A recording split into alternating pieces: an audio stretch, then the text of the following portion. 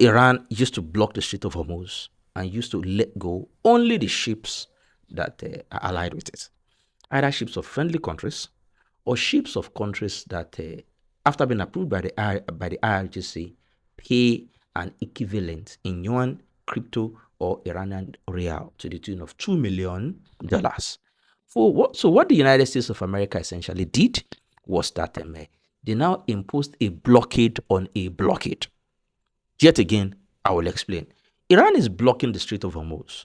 So the approximate region that the United States of America is blockading is not the Strait of Hormuz, but further outside of the Persian Gulf, around the Sea of Oman, a respectable distance from the Strait of Hormuz.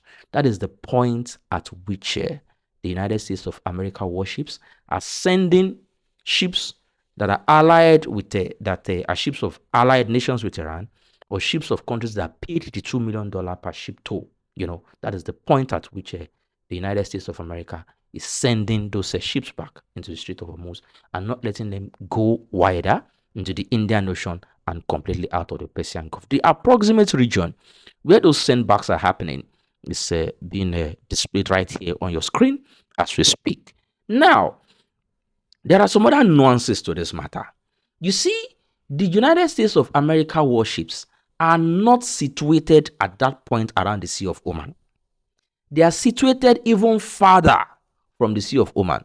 Some scholars say at about 400 kilometers away from the Sea of Oman, which means that they are actually still effectively scared of Iranian anti-ship missiles, of Iranian torpedoes, of Iranian mines, of Iranian drone boats, and other war-fighting capabilities.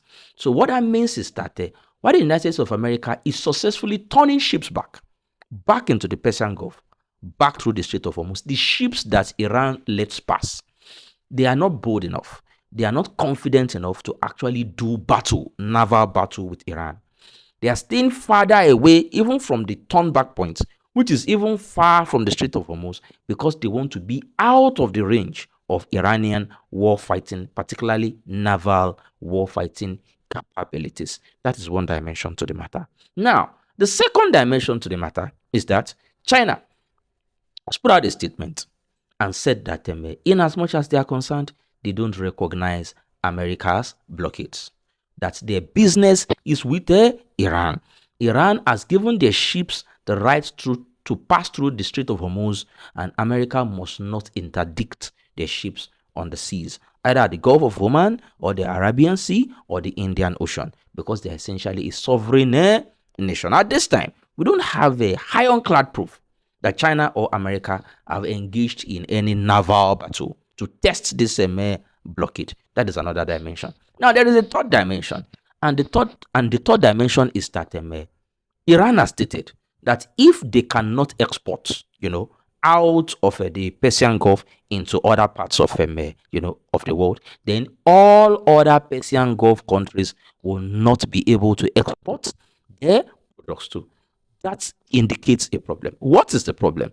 You see, Saudi Arabia, the United Arab Emirates, those two countries particularly have alternatives to the Strait of Hormuz, pipelines in this case. However, the issue is that those pipelines cannot carry as much as ships can carry away from the Strait of Hormuz. Let me give you the numbers. The Strait of Hormuz takes out about 20 million barrels of oil every day. However, the combined capacity of the pipelines of Saudi Arabia in Yambu, that lands in Yambu on the Red Sea, and the pipeline of the United Arab Emirates, which is called Fujairah, that lands on the Red Sea, is equivalent maximum to 7 million barrels per day.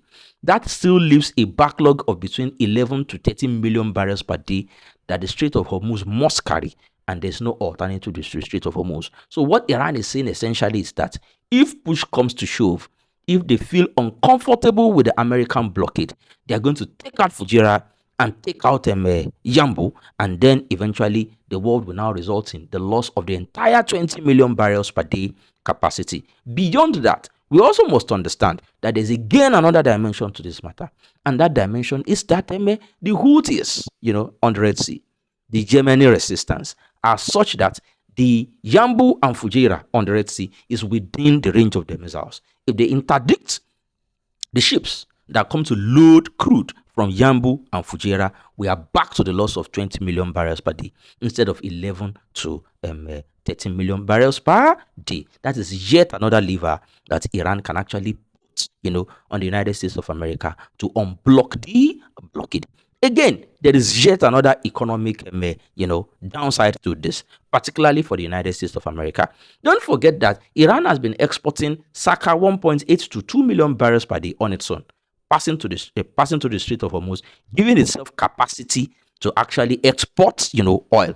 It's a little, it's a bit, do you understand, compared to the 100 million barrels per day that the world essentially guzzles, and the 20 million barrels per day that combined goes out of the Persian Gulf, and compared to the 11 to 13 million barrels per day that goes through the Strait of Hormuz. But if you look at the fixtures of the world currently, particularly with respect to the oil shock that has happened as a result of the extraction of the 11 to 13 million barrels that goes through the Strait of Hormuz every day, then you want every single scrap of oil you can get.